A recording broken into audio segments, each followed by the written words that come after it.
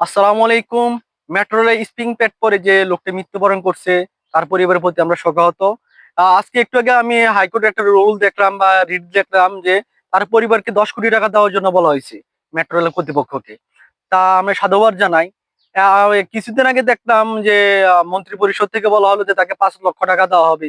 5 লক্ষ টাকা একটা মানুষের স্বাভাবিক অস্বাভাবিক মৃত্যু, কিন্তু হ্যাঁ, এটা স্বাভাবিক মৃত্যু না। আর আমাদের শরীয়তের নিয়ম আছে, স্বাভাবিক মৃত্যু হলে 72টা উটের সমান তাকে সমপরিমাণ অর্থ দিতে হবে। 72টা উমের সমপরিমাণে বর্তমানে 25 কোটি টাকা হয়। সেই জায়গায় 10 কোটি টাকা বর্তমান সরকার বা হাইকোর্টের থেকে রুল জারি হয়েছে। যাতে আমি অত্যন্ত সাধুবাদ জানাই। কারণ শরীয়ত শরীয়ত হচ্ছে এমন একটা জিনিস, শরীয়ত কখনো ঠকায় না। আমরা শরীয়তের আইন সম্পর্কে জানি না, এ কারণে আমরা শরীয়ত সম্পর্কে কিছু বলতেও পারি না। এ কারণে আমি বলতে চাই যে যে উনি যে নিহত হয়েছে, যে 10 কোটি টাকা যদি ওনাকে ধার্য করা হয় যাতে উনি ওনার টাকাটা পাই। কারণ ওনার এই টাকা দিয়ে ওনার সন্তান আছে, ওনার সন্তান চলবে। ওই স্ত্রী বিধবা হয়েছে, স্ত্রীর ভরণ পোষণের দায়িত্ব আছে।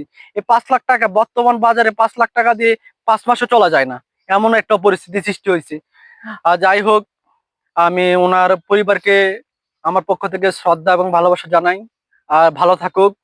আর এইভাবে যাতে আর কারো কোনো মানুষের মৃত্যু না হয় আমরা এর জন্য কামনা করি।